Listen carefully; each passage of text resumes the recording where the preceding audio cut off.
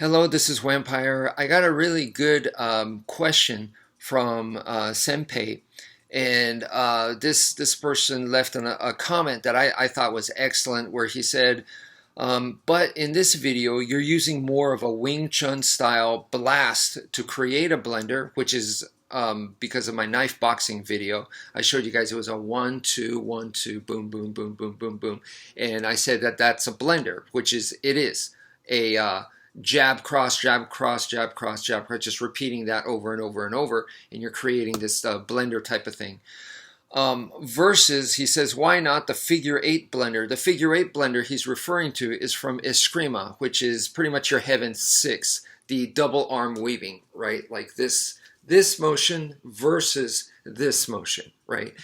So he's saying, yeah, why not, one, or what's up with that, right? And it's a really good question, because with your techniques and your strategies, your tactics, you should be asking these kinds of questions, and you want to know the logic, the reasoning behind everything. There should be a why. Why do we do it this way? Why not that way? You need to know that, okay? And I'm not saying you're going to have all the answers, or I have all the answers, but you definitely want to be working on that, and you want to use those logics in your actual combat, so that those are the kinds of things that start making a difference in your favor, hopefully. Okay, so that's what we're looking for. So in this case, the first thing that we could look at, versus like this kind of punching versus this, right? This kind of motion, what's the difference? Simple versus complex. This is much, much simpler, much, much simpler. And there's pros and cons to both, obviously. They're tools, right? So it's not that one tool is better than the other. You need to know how to use the tool for what occasion. That's what's important. So simple, obviously, is the pros is that it's simple. So for your body to use this move, right, both of them you need to have in muscle memory, okay, both of them. But what I'm saying is, to do the move, it's a much simpler motion. It's a much simpler step for your body to actually execute the move. Whereas the Heaven6 type of movements, we are talking about 6 different movements versus 1, 2 movements being repeated over and over. We're talking about 6 movements being repeated over and over. So it just takes a lot more steps. It's more complex. But the problem with simple is that because it's simpler for you to do, it's also easier for the opponent to defend against, to see it and know what the heck, to kind of like identify what's coming at them. Oh, it's something like this that's coming at me. Okay. It's much easier to deal with that than, okay, something that's coming in figure 8 motion like so, versus something that's just coming in like this. Okay. So, the figure 8 motion is more complex, but that also makes it harder for the opponent to defend against. As you saw, this covers a lot more than just here. Okay, so this is like you could just, you can move out of the way. This is much more difficult to deal with. Okay, so but maybe you want something that's going to be just direct, straight, and going to run over the opponent. Okay, so now we're talking about more like strategy. So then if you're just talking about charging and running over the opponent, I mean, this pretty much, you can't beat that. You're just going straight in like that. That's, if you look at the motion, it's one circle repeating over and over and going forwards. Bam, bam, bam, bam, bam, bam, bam. Those are all strikes.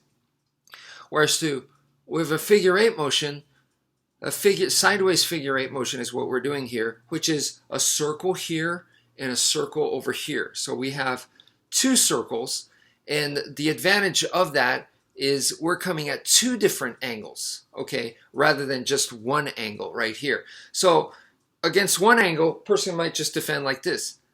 Coming in with 2 different angles, I can go around this defense from the sides and start attacking that way. But does it give me as good charging ability? Not as good. But I'm able to work angles with the Heaven6. Okay, so tactically it's different if you look at it in that sense. The other difference I would say is look at the structure. Okay, when you're looking at the straight blast type of punching, you have your target here, and you're boom, you're landing a shot, boom, boom, boom, you're landing the shot over and over and over with both hands, boom, boom, boom, boom, boom, boom, boom, over and over, right onto there. But this is blank space. Okay, blank space that either you're going to manipulate. Either you want to lose this space as fast as possible, so you're charging in, but then now you're going to have to change it into something else, or you want to maintain this distance, which is no easy task, and we have seen it in the UFC. Some fighters are able to do it, and the ones that don't, it's like then they 100% going to be relying on their grappling techniques, because that's what's going to happen. But the really elite strikers and stuff are able to maintain that distance and keep working, where they're shining at, which is the striking distance, and they're able to maintain that distance. Even though this person's trying to come in, charge in on them, they're able to keep that distance and still land those shots and keep that blender going. So distance management can become super, super important in that sense. Now, that's because you have the target here and you right here, and then in between is a blank space where basically your fist is like a missile and it's flying. It's flying through, but it's essentially nothing here. Okay, so all you could do is manage it. So if they come in, you move back, or you move to the side, or angles or whatever. But there's really nothing here in between. When you're doing this kind of motion, we have the arms there. The arms are constantly there. So I have this blockade. So then the distance management becomes much, much easier if I'm in that range. I am able to go into the grappling so much easier. Go into the grappling, or also stop the grappling using the forearms like on the neck and stuff, and keep that distance. If you kind of imagine Tony Blauer's spear system, where he's using the forearms, against like the collarbone and stuff to create that space.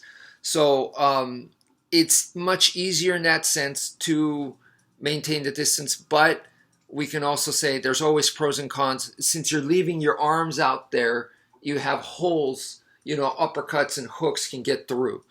So there's no perfect, it's just about knowing your tools. But I hope that sheds some light so that you understand your tools better. And this should be done, obviously, not just with Heaven6 versus the straight blast. This should be done with every technique. So martial arts is a lot of work of you discovering yourself, essentially discovering your own tools, getting to know them, knowing how to use them more effectively. And that, to me, that's what it's all about. So once again, I think it's an excellent question. Thank you very much. And that's it for now. Thank you for viewing, and take care, folks.